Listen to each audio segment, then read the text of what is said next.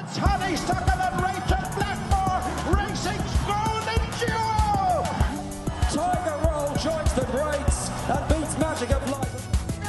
Best behaviour on the near side with the wettest of saves for Barry Brown and Oliver McKiernan. Local trainer Derek comes in again and beyond his test. Lord Lyon wins it from... It's Sampo on the stand side before he had the second round. But he lands in the lead by half a leg and goes on from Sampo. Hello and welcome to the latest episode of We're Going Chasing. We're going to have a short look back here at the Aintree Festival, the Grand National, which was a cause for a lot of debate, both in racing and outside of racing for many different reasons. But it was a very good few days racing, Killian, wasn't it? Yeah, serious few days racing now. Like, it's like the quality of racing obviously isn't as good as Cheltenham or the DRF really, but there's still a lot of top class horses running, and I suppose just from being a month from Cheltenham, like there's probably a few more this year that would have ran if there was only 3 weeks difference. So it's I think Fairy House then sort of another impacts it as well, like that if it's too tight to Fairy House, if Fairy House is before Aintree, some horses might go to Aintree and just leave Fairy House as a backup option then. But that didn't happen this year then, so it reduced a lot of small fields, I suppose. But you went well on Twitter fields then as well. I did, yeah. I went better in my back pocket than Twitter, but I had a nice few winners now, right? I had a good weekend of it. So I was happy enough with that. Yeah, very good. I had a good Friday there myself with the selections. Banbridge came in dancing on my own. Benny's King second at 18-1. Probably unlucky with a few others. Then Bo Zenit and that. Just touched off. Friday then was a much poorer day. And then Saturday I didn't do a thing nearly because I had other engagements to keep me busy in that. I suppose looking at it then, the right place to start is just the Grand National and the protesters and that. What were your views there? Yeah, they really fucked it up for everyone, didn't they? Like, I see Sandy Thompson isn't happy with their delay of the race, sort of contribute to Hill 16 being a bit buzzed up before and ended up he fell first and he's died unfortunately. That's a huge loss for that team. It looked like nothing was going to happen for long stages, and then I was sitting down watching ITV, and then it sort of came out that the race might be delayed, and they started showing pictures of the fellas in the pink shirts trying to hop walls and getting absolutely battered by fences. Like, they were trying to jump over them green fences, like some they just they weren't able to at all. Like, they had ladders then as well, and I see that Galvin got, when he ran loose after falling, he cut himself on one of the ladders as well. So like they probably think their heart is in the right place, but it's not. Like no, and it's not. And Kevin Blake has totally and utterly dismantled them on any interview that he's been involved with or any debate against them. It did seem to be quite quiet there at the start. There was only some of the lads were there. There's about 100 people standing outside, and it doesn't seem to be a big deal. But they fairly kicked off in the end. But like, as is what's been said, if they want a peaceful protest, leave them work away. But what was going on there in terms of jumping fences and trying to stop the race and all that is pure lunacy. And like I said on this last week, they're against guide dogs. And that just puts into perspective the kind of people you're dealing with here. If I can find the photos from outside Thurles Greyhounds Stadium, with the placards up about the guide dogs, we'll stick it up here, and you'll see it there now as we're talking. I don't think that these people, they don't even care about horse racing. Like, this isn't the end goal for them. Like, I saw that, can't think your man's name, the first fella that was up against Blake on the Piers Morgan TV thing. He said that, like, if he'd power, he'd stop everyone eating meat. Like, that's their end goal. Like, they want animals completely discontinued. Like they want to get rid of the thoroughbred. Like, that's what they've said, and I think it's ridiculous. Like, to say they're animal rising, they're animal activists. Like, they want to literally extinct a breed. Which is ridiculous too. But I think even from the fellas that were on the snooker last night with the orange powder like it just shows these lads are in a world of their own, and like public sympathy for these lads is going to drop very, very quickly. And the rational people, and there are a lot of rational people out there, are going to see that these lads are completely and utterly wrong. And that's all we'll say about it. I tell you, if they had left them off now, you know, when they were on the track, they're protesting, tying themselves to the fences. I tell you, they wouldn't be long moving if there's 40 turbars coming at them. Correct, yes. They wouldn't know what to do with them, like. No. They would have got their comeuppance. But look, just suppose the future of the race, in terms of field size, fences, with all this spotlight, I suppose, on it, what do you see happening, or do you see changes, or has enough been done? Yeah, there's been a lot done, yeah. Like, I think looking at sort of the way the race started. I watched the race with my housemate and his girlfriend. She's American. She'd never seen really jump racing before, or watched the Grand National. Never watched the Grand National. And I was asking her afterwards. She thought it was uncomfortable enough viewing sort of the early part of the race. Like, no issues with like horses being whipped down the running or anything like that, or like the actual length of the race. But it was more to do with like just the carnage at the start. And I think the first thing they'll have to look at is probably the size of the field. Like 40 horses, it's a short run to the first, and they've shortened that purposely to try and sort of slow the horses down, I think. But like it was absolute carnage there down to the first, and subsequently the sort of next 4 or 5 up to the far turn. Like when they got rid of the sort of the drops at the far side of the fence, they leveled it off, and like it doesn't incentivize going. Like it was a smaller drop the far side when the wider you went, so it doesn't incentivize going wide now at all. So everyone wants to be up along the rail or towards the middle of the fence, and like there's an awful lot of horses there, and one makes a mistake and suddenly knock another off, and it's tough going. I think the fences are fine. Like they went through it in ITV. They're basically an easy fix hurdle and just a bit of branches on top. Like the fences aren't a problem. I think like the fences are probably a bit small now compared to what they were like. You know, I personally, I don't think anything has to be done with the field sizes either. I think there's been too much done in terms of the whole race and pandering to these already. You know, as you said, easy fixes have come in and changed the fences, and there's easy jump now as a normal fence nearly. They're a bit bigger, but sure, you can go through half of it if you want, and you get over at the other side.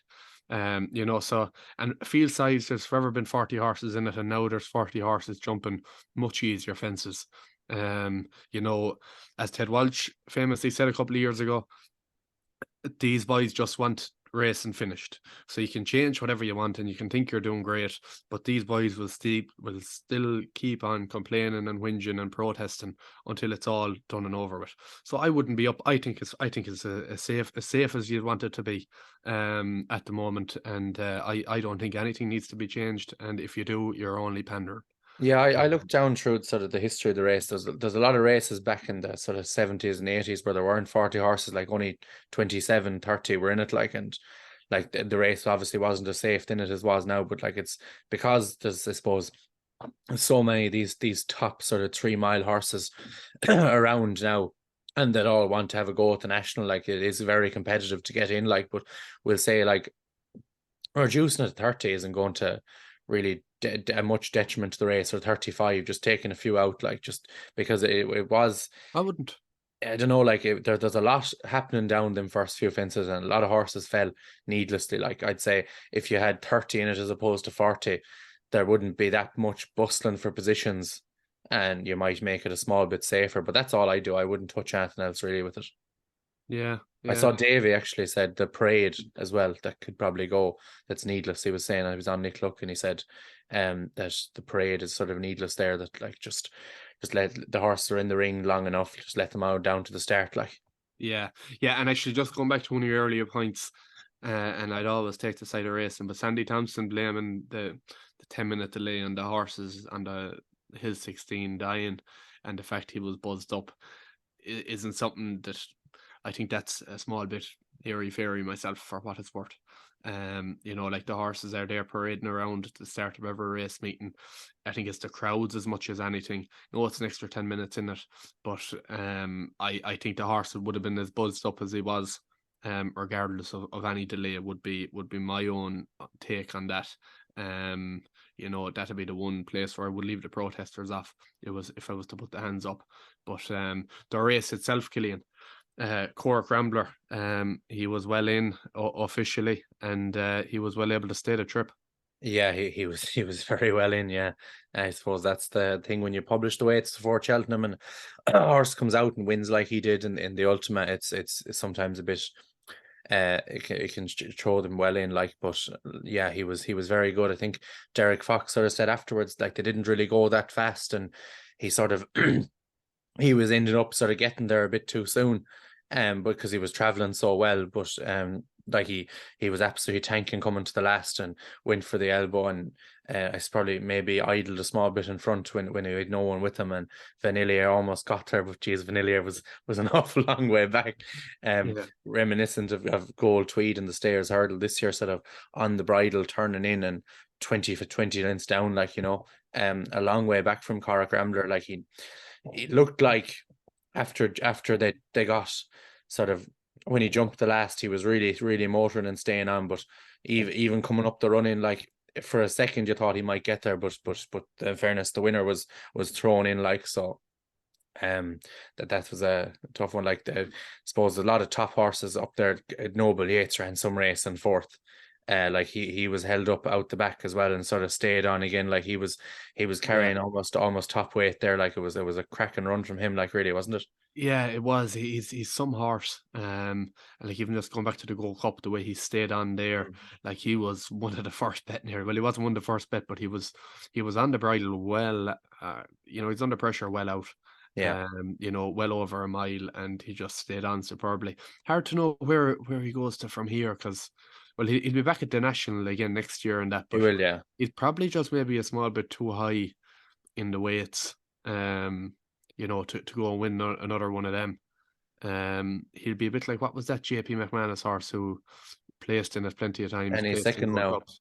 No, Oh no, Annabelle Fly. Annabelle Fly. Yeah. Now Annabelle, obviously, Noble Yates has won his Grand National, but I could see him now having a career very much like Annabelle Fly, placing in big grade ones and going placed in the National, but he's probably just waited out of going winning a race like that now. But yeah, like there's plenty of sort of grade 2s, grade 3s for him to win, like, as well. Like, you know, he won over in Aintree in December, and he won the Many Clouds. Like, he was third in the Cotswold Chase. He probably could have won that if he wanted to. I don't think they were too interested in winning that day. So, like, yeah, there's plenty of races for him still, like, but probably just will be sort of filling those place positions in Gold Cups and Nationals for the next couple of years, maybe. Born by the Sea, another one. Like, he was £6 out of the handicap. He came fifth for a small trainer, Paul Gilligan. Like, he was massive price. He's only beaten 10 lengths. Like, Jesus, a pity if he was actually carrying his actual weight. You'd imagine he would have been nearly second, third, maybe even close to winning it. Like, probably just that carrying that extra £6 didn't help him, but he ran some race to finish sixth. Yeah, he did indeed. Look, sure, we'll move on, and we'll start there at Friday, and we'll fly through these a bit quicker. Thursday, apologies. Yeah, we'll start off there at the Manifesto, Novices Chase, Banbridge, justified, you know, his rest at Cheltenham and not running on that ground. What was a good winner, and the favourite Stage Star was quite disappointing. Probably Cheltenham took its toll on him. Yeah, Stage Star, like, he was let have it again, like Banbridge took him on a bit, like, but like, for the most part, Stage Star jumped really well throughout, and had, I suppose, he had an uncontested enough lead for a long way, but Banbridge just jumped and travelled the whole way around, and like, when JJ asked him to go, then he went, and I think San Roy ran a really good race considering how keen he was early on as well. He'd only be bet less than 2 lengths, but yeah, the winner was brilliant now, in fairness. Like, that 2.5 mile trip on this sort of ground really suits him. Yeah, it does. And the Stage Star, again, it's as much him being tired after Cheltenham as he is that being poor form. In my book, I'd be very interested to see what he can go and do next year in open company. I wouldn't hold my breath on him. And I would have said that before Aintree came around. Onto the Grade 1 Juvenile Hurdle then. What a finish we had here again, Zenta and Bo Zenit. Bo Zenit got up for a fraction of a stride, didn't he? Very close to the line. Yeah. And then Zenta just sort of battled back and just won it on the nod, really.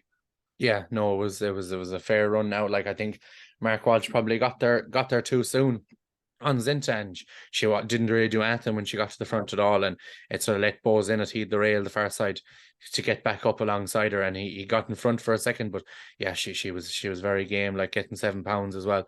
Yeah, she's a very good mare. Like she ran a cracker in Cheltenham as well. To only be beaten 2 lengths by Lossiemouth in the Triumph Hurdle, and coming from off the pace that day, and yeah, she was very good there to keep her head down and win. But yeah, Bose Innes ran very well. Nuzresh got a strange ride. He was out the back, and he just sort of stayed on, but he was never really threatening at all. I think they probably should have rode him a bit closer to the pace. He would have been a bit closer, but I think the winner was full value for it. All right. Yeah. She was indeed. Moving on from that, then we had the bowl. Shishkin stayed on superbly well, really. We only had 3 finishers, but his stamina really came to the fore. And he's shown that the connections have made the right choice with him and stepping him up in trip. Yeah, they should have ran him in the Gold Cup. They should have, looking at the way. Yeah. I said it at the time after he won in Ascot that he needed a trip. I thought I've always thought he needed a trip. Even when he won the Supreme, he was the first horse off the bridle that day. He was just a stayer 2 miles. Like he just kept going. He just didn't stop. Like he was obviously a quicker horse then than he is now, but he just kept going. Even the day he beat an Ergamine at Ascot in the Clarence House, he just stayed going that day.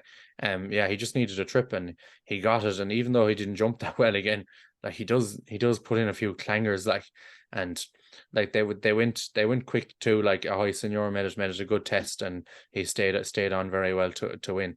Like Ahoy Senor, this is his playground really. Aintree, like his best run came here. Loves it. And like nothing to do with the jockey. Like Derek Fox could have been on him, and he still wouldn't have beaten him. Yeah, Shishkin, he's just a super animal. It's a pity. Like he's going to run probably. Hopefully he'll go to the King George. I assume he's a shocking price for that. He's 4-1, I think. For a horse that's had as many issues as him. But like I think he'd beat Brave Man's Game. If he gets there fully right, and Brave Man's Game runs, he's allowed to run.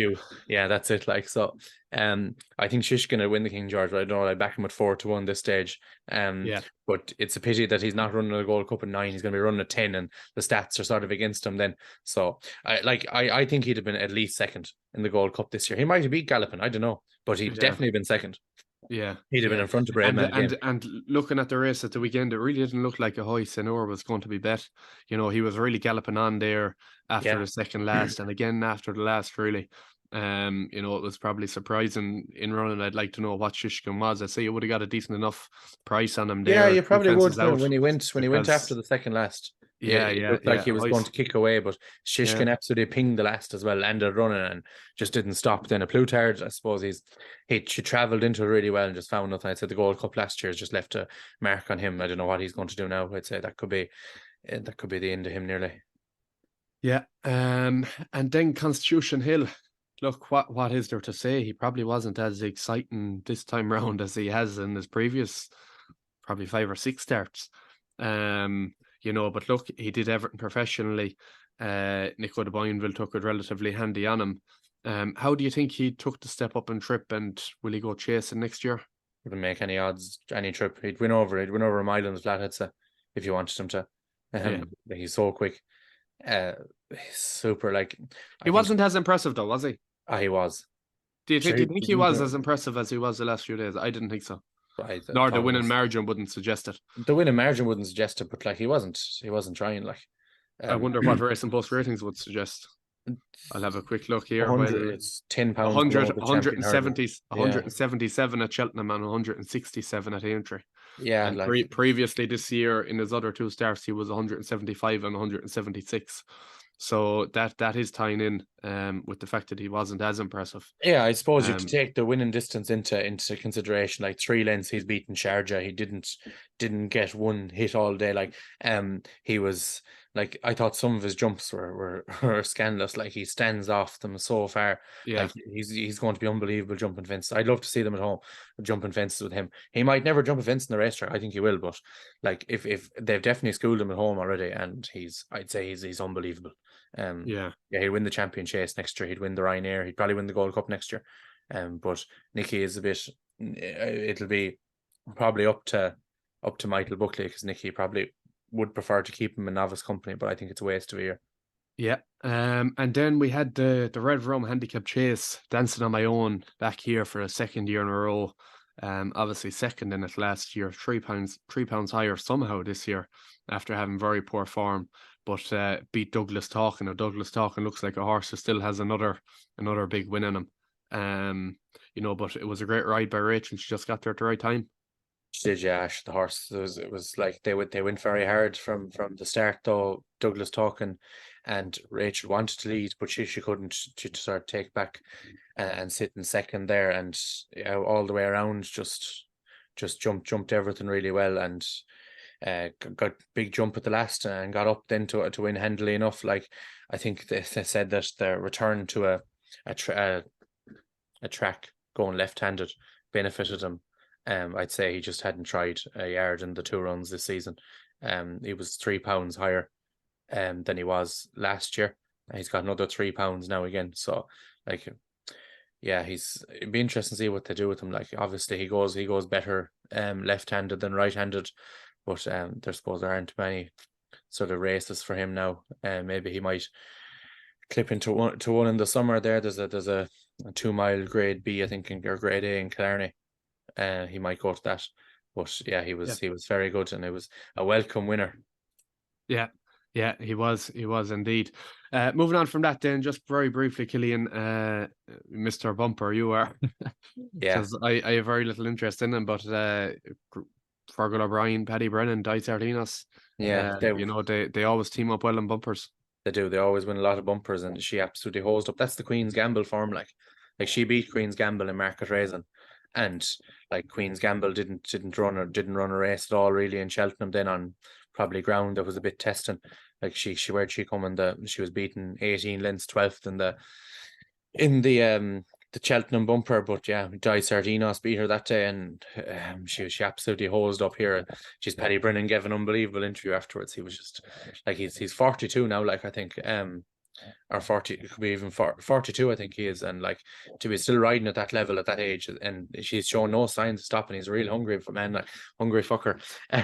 So like he's give that a serious ride, but they get a lot of winners. Fergal, like he's over 100 winners this season. Like it's savage going really for a trainer you wouldn't think is like too prominent really. Like 136 winners in the UK this season. It's outrageous stuff. That's savage going. On to Friday then. We had Davy Russell teaming up with Rob Corr for their first grade 1 of the weekend. Gerri Colombe, very, very impressive. He's going to be right there in a Gold Cup next year, one would imagine.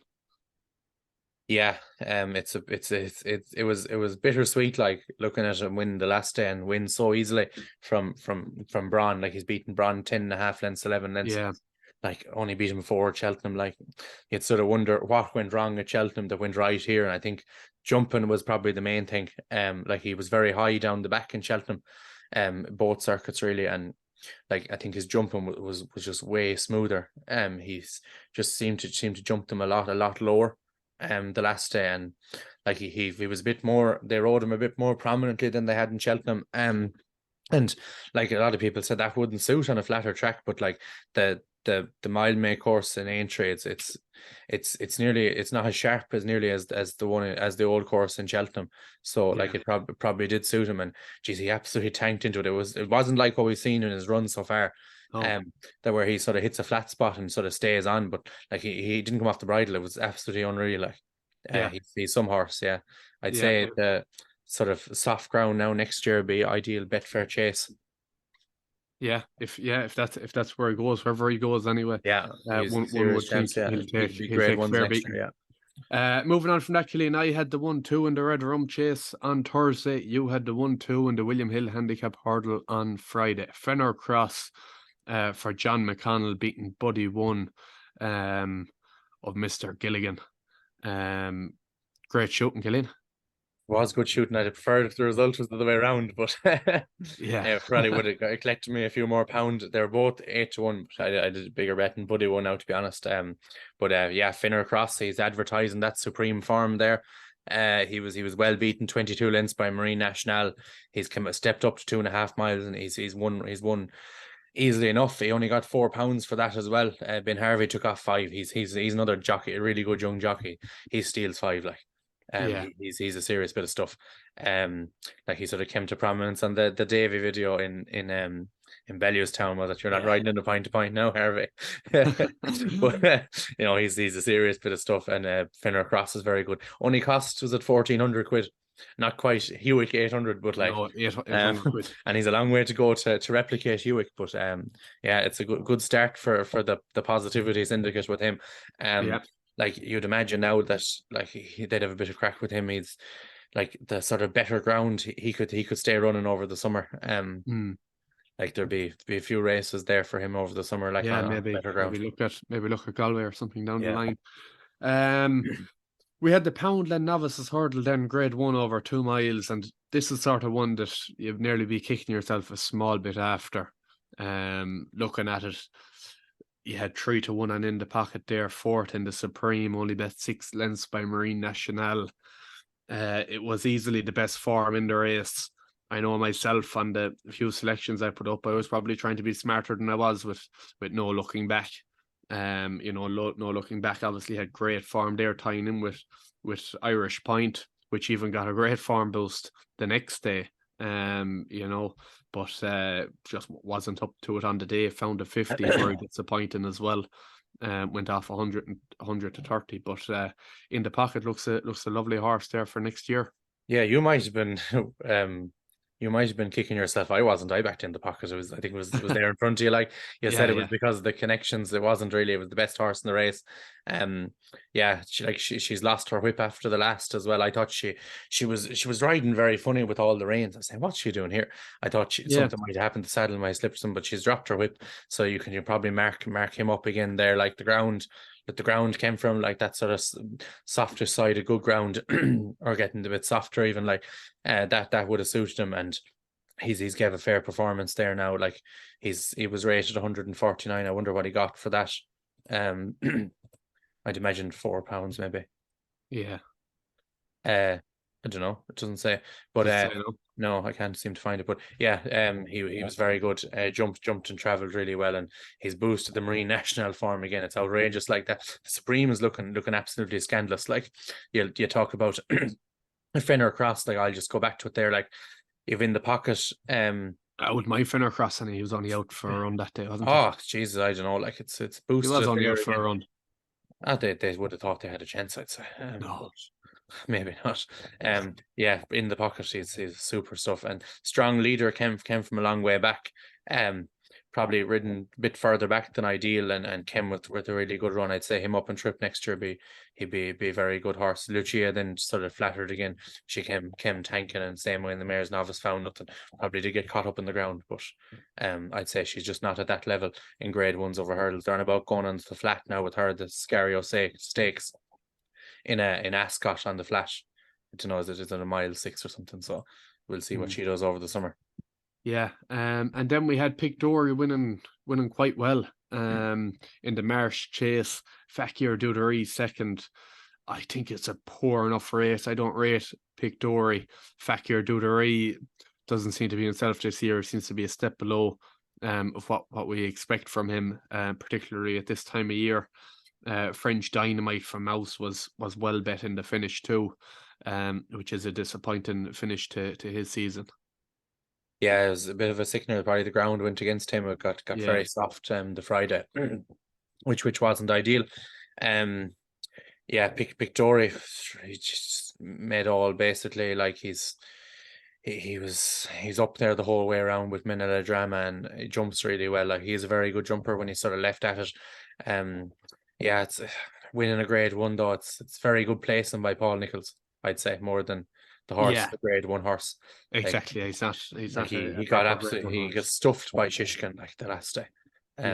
Hammered in all his other wins were in Grade 2s. He was pulled up in Aintree last year behind Miller's Bank. So I don't know. But Minella Drama ran a good race.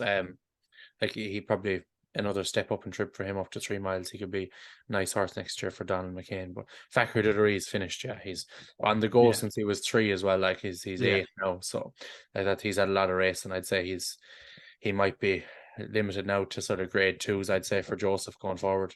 Yeah. One would imagine you'd be correct there. We had the Topham chase then, and just very briefly on it was Bill Baxter won, but the big thing was there was no issues with the Grand National fences here, was there? Like they all jumped around okay. There was no major falls or anything like that. I think we had 3 down out of a field of close to 30. But by and large it was without incident. And they all came home safely as well. They did, yeah. That was great. Look, I like the Topham. I think it's a very good race. They go very quick. It's a 2 mile 5, and it's very great watch. Like Bill Baxter, yeah. Sam Twiston Davis gave him some ride. He was, he was up there the whole way around and just didn't stop. It was great for Warren Greatrix to get a win as well. They gave it plenty now when they won it all right in the ring, I think. They pulled well clear. Fantastic Lady then was second. Like he gave this horse a contrasting ride than he gave Mr. Coffee in the National. This was held up and sort of came late and couldn't get there. Mr. Coffee just went way too soon. So I know De Boinville is damned if he does and damned if he doesn't, really on those ones. But the winner was very good. I think that's all to say about it, really. I think it's a cool race, though. It's you couldn't see enough of the national fences, really. I think. No, it's savage, isn't it? It really is. We had a Rocco then third in the Sefton Novices Hurdle Grade 1. I love that horse. He's seen out the trip there, just maybe not quite good enough on the day. Apple Away won it there for Lucinda Russell and Stephen McQueen. I still think Rocco, he could be the best out of these that ran in that race. I reckon next year when he goes chasing. I just love his attitude. He does everything right. And he just seems to love his race, and he's definitely one for next year that I'd be putting in any 10 to follow. What did you make of the winner there, Cillian? Yeah, she's very good. She's just done it all, really, didn't she? Like she was there from the front all the way around. Like a lot of these races, it was front runners that were winning, and they were sort of just staying up there on the ground. It's hard to make up on that soft ground, to make ground up. So she was well positioned. Like Stephen Mulqueen wouldn't be her rider too either. Like Derek Fox missed out and this injured as well, so it was nice for him to get compensation in the National after missing out in a grade 1 on this fella. That's twice now Lucinda Russell's won it in 3 years. She's a high senior winning it as well, so she goes well in this race. I think she was very nice. She had good form tying in with sort of the horse that was second to the Mayor's Novice winner as well. So but this yoke up and trip, she just didn't stop, and it looked like Maximilian was going to get there for a second, but probably just got caught up a bit there as well. But yeah, the first 4 are all 4 very good horses. I think that Search for Glory might be better on better ground as well, and the same with Absolute Notions. He pulled up, he didn't go yard in the ground. He'd be a lot better on better ground. Yeah. And then on to Saturday, Cillian. We had Jonbon in the first there, turned it into an absolute procession. He won there by, was it 40, 45 lengths. How good could El Fabiolo be? Because San Ra won a good race there as well, and he was third in the Arkle at Cheltenham as well. El Fabiolo could be a proper weapon. But look, Jonbon didn't have much to beat. He went off there 11-2 on, but he couldn't have done anything any better, really. No, he couldn't have. He only won by about 10 or 12 lengths, only for the horse and second fell at last. Skelton's one, that Calcio that chased him home in the Kingmaker as well. El Fabiolo is a serious tool, I'd say. Like Jonbon was brilliant, and I think he's a very good horse, and hopefully they will step him up and trip next year now. I think a Ryanair might be up his street maybe, but I think Fabiolo is absolutely savage, and he'd be my idea of a champion chase winner for next year now at this stage after looking at what he did in the Arkle. But Jonbon's very good horse in his own right too. Yeah, I'd be in full agreement there. Irish Point then, another grade 1 winner for Davy Russell. And what a way for him to retire, and a right way for him to retire. That first going out at Thurles, that was never suitable to a man like Davy. He deserved a hell of a lot better than that. And by God, did he get it at the weekend. 2 winners in the black, pink and white silks of Robcour, both Grade 1 winners. What a weekend for him. Yeah, savage weekend. Delighted for Davy now to go out in a high like that.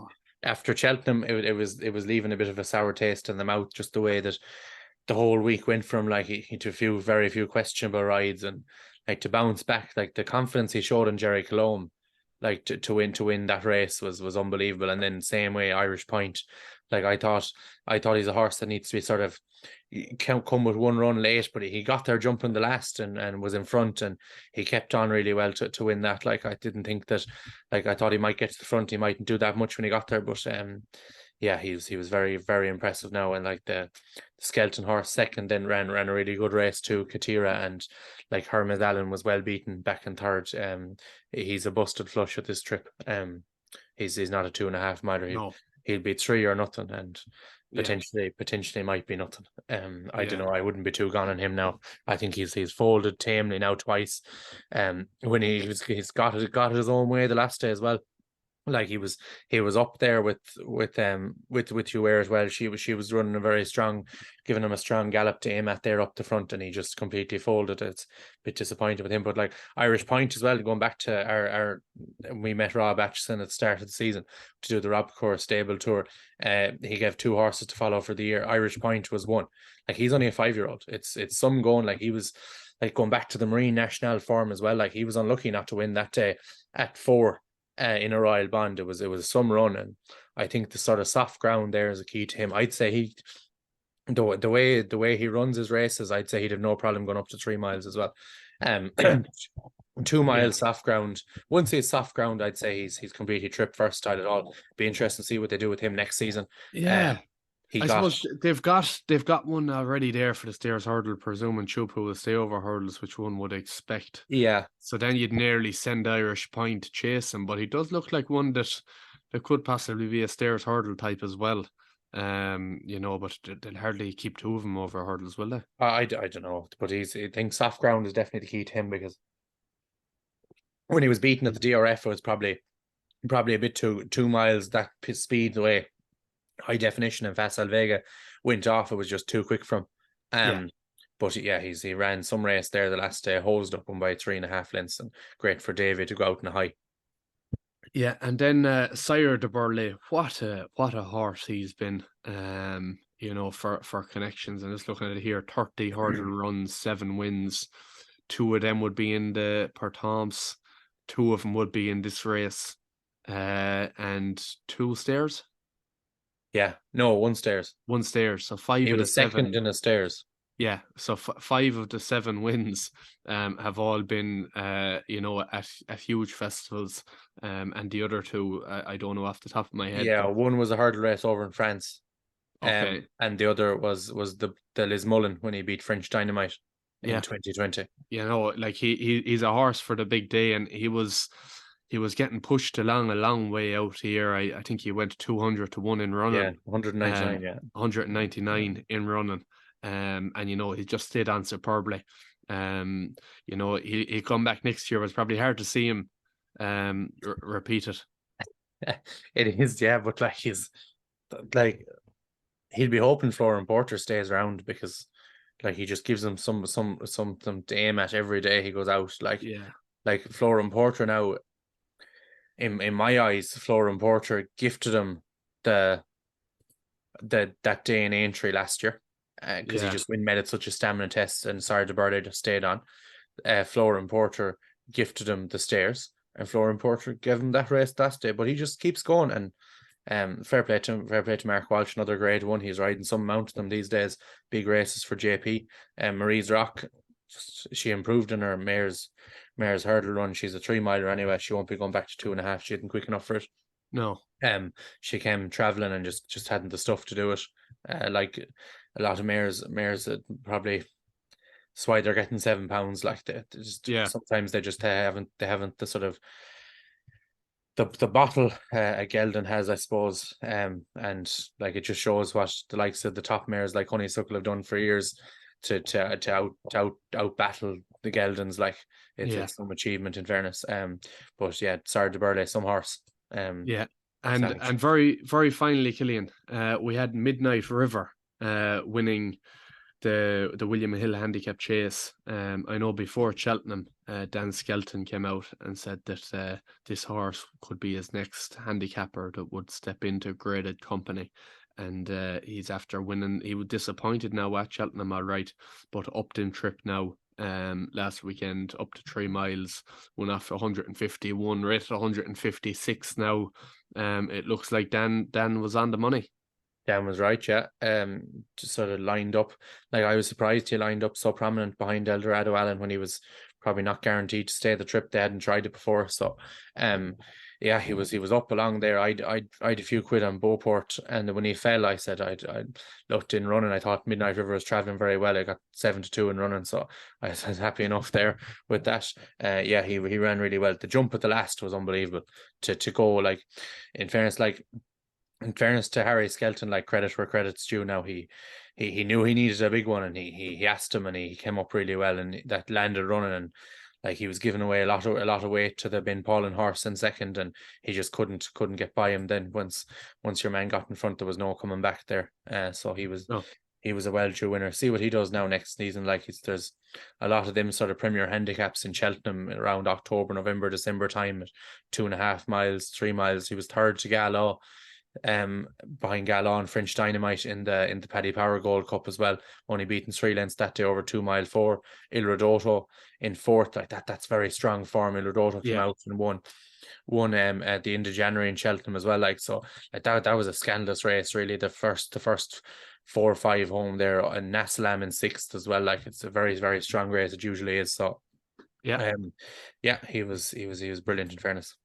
Okay, Killian, we'll just have a very quick look at racing for the upcoming weekend. We've got the Scottish Grand National at Ayr, and we've got the Scottish Champion Hurdle as well.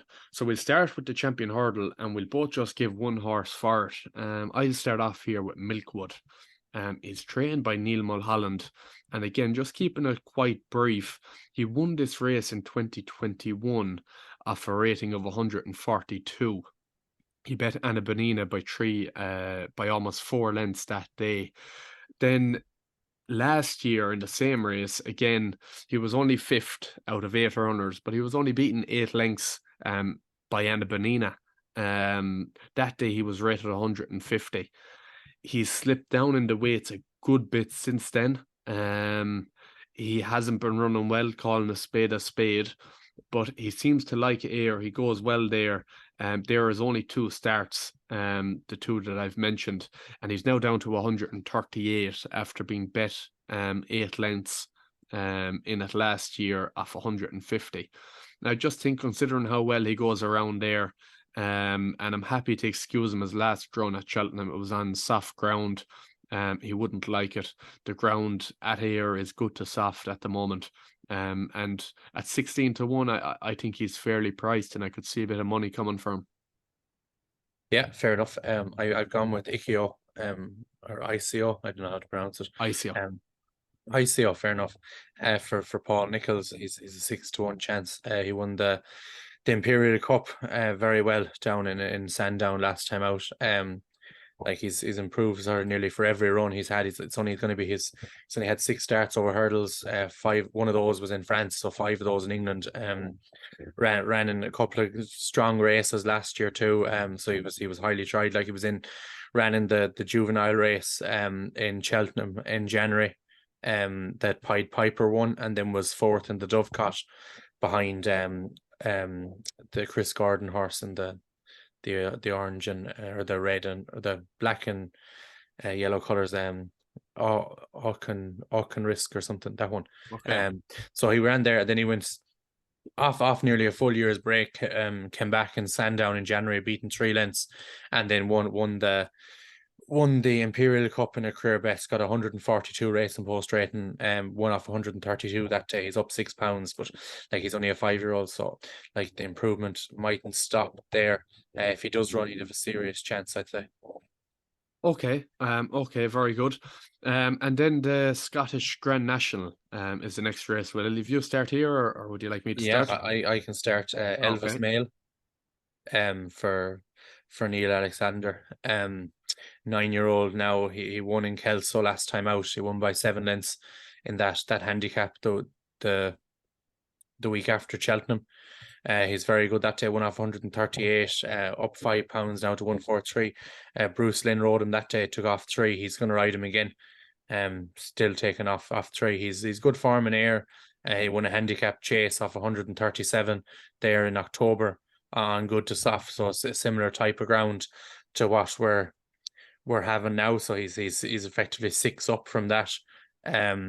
He's some nice pieces of form in other races. Like, he's been on the go for a while now, but I think he clocked a really good rate in the last day, 150. That was his peak performance on Racing Post ratings, aside from a run in Carlisle in a novice chase, and that was the same. But I think he's a serious chance. Ground will suit, track suits, so I think he's about 16 to 1. He's worth a go there. Yeah, okay, and the one I'm going to go with is a raider coming over from Ireland here for Gavin Cromwell, Melina Girl. I've spoke about her before on this podcast. She's ultra consistent. Looking at her there, her last 12 starts, she's been in the top 4 in 11 of her last 12 starts. She was pulled up once at Leopardstown. She's, as long as with being ultra consistent, she's ultra progressive as well. If you're just even looking at Racing Post ratings and that, this time last year she was posting 114, 118, 113, and now in her most recent run it was a Racing Post rating of 140. Official ratings again similar, 105, 108, 111. She won off 128 last time out, and now she's up to 137.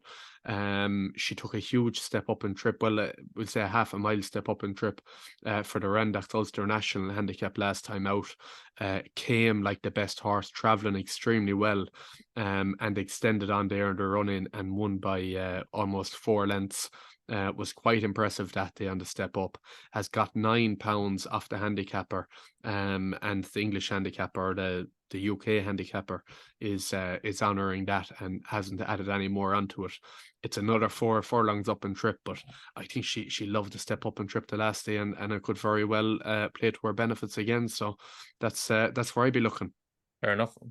So look, that brings us to the end of this week's podcast.